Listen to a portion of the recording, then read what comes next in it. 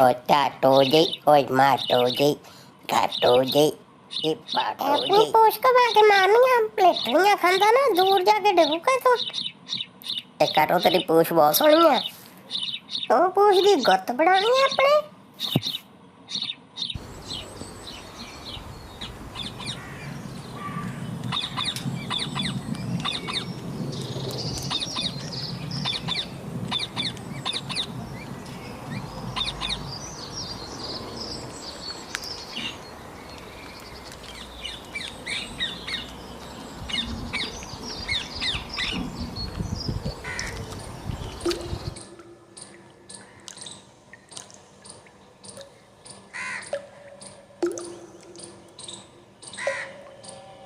ਉੱਡੇ ਪਿਆ, ਇਹ ਕਿੱਧਰ ਗਿਆ?